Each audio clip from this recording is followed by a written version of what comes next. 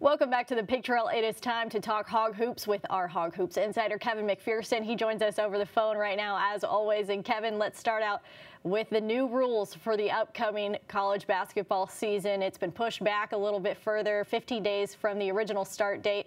What are some other things that we can expect this season? Right. Well, on Wednesday, the NCAA Division I Council met and voted on some parameter changes. You know, the season was supposed to start November 10th. Like you said, it's 15 days later now. So the start date or opening day of college basketball will be November 25th. In addition to that, there are some parameters now on how many games teams can play. And what they came up with is 24 to 25 games plus an exempt tournament, and exempt tournaments typically offer teams 2 games or 3 games during the event. So the maximum amount of games any team can play this season will be 27. Now, if you look back, the norm has really been for several years now 31 games. So really only a reduction of 4 games. Now, some other things that came out of the meeting, the recruiting dead period for on and off campus visits, which prohibits those things going back to March since the pandemic really shut down college sports. That dead period's been extended to January 1st. So once again, players and coaches can't have on or off campus contact, evaluations, visits. So that's really a key thing that emerged from this meeting and vote. And then Arkansas is going to be able to, on Monday, beef up its practice time, going from 4 hours on the court to 8 hours on court practice. So there's, everything looks like it's escalating up towards having a season and building up to that. Now, here are the things that are tricky that didn't come out of the council meeting that will still be determined. It's the NCAA establishing protocols for dealing with COVID. How do they deal with getting venues ready to host games? How do they deal with things like testing, quarantining? What are going to be the sort of strict guidelines for all of college basketball? And then individual conferences will also have their own measures and ways that they look at, maybe putting limitations or restrictions on their member teams. And so that will have crossover, especially if you're trying to play non-conference games, which many teams right now are still trying to do. So you look at Arkansas, what leaked out in terms of its schedule.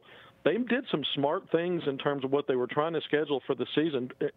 For example, playing Oklahoma in a neutral site game in Tulsa. That's about a 2-hour drive from Fayetteville, and it's close to Norman, Oklahoma, where the Sooners are from.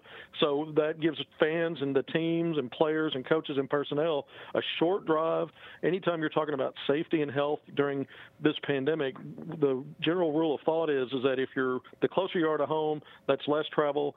Lodging isn't necessarily something you have to worry about. And so Arkansas really, I thought, in some of its scheduling had really addressed some things that might be helpful. We'll see what they're able to do. The Las Vegas tournament early in late November would have to be moved out a little bit because those dates were the 20th through the 22nd. We've already heard that Louisville's pulled out of that event, but the MGM main event organizers are looking to add, not only replace Louisville, maybe add teams. So we'll see if Arkansas is able to still play in that event. But there's just a lot of question marks, and I think even though there's good guidance that's come out that doesn't look like a ton of limitations, there's still protocols that are going to affect everything. And I think it's going to be tough scheduling for programs like Arkansas. And one last thing I'll say on this, I think Arkansas will probably look and reach out to the in-state schools, Division I schools. That's Arkansas State, Little Rock, Central Arkansas, and Arkansas Pine Bluff to potentially add games there. Again, the idea being playing closer to home is a safer way to have games. Well, Kevin, let's talk a little bit about recruiting. Alex Fudge is a 4-star 2021 recruit for the Razorbacks. He just put Arkansas in his top 10. He did, and this is a top 50 guy, composite national number 45. And what I like about Alex, I mean, he's 6'8", 180, so he's lean, but he's a big, bouncy, big leaper guy.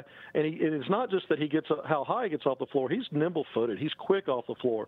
So he's a guy that can really create matchup advantages for a team in transition, playing above the defense, slashing to the basket because he gets up to the basket so quickly. So his length and timing too. I mean, even instinctively on defense, he's a guy that can get out of his area to block shots in transition. So this is the kind of guy that, SEC programs obviously covet.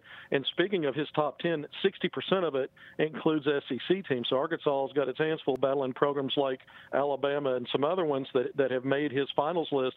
But, I think Alex Fudge is another guy. When you look at Musselman's track record so far recruiting at Arkansas, a top 5 class nationally, according to ESPN in 2020, well documented. Those players were from the state of Arkansas.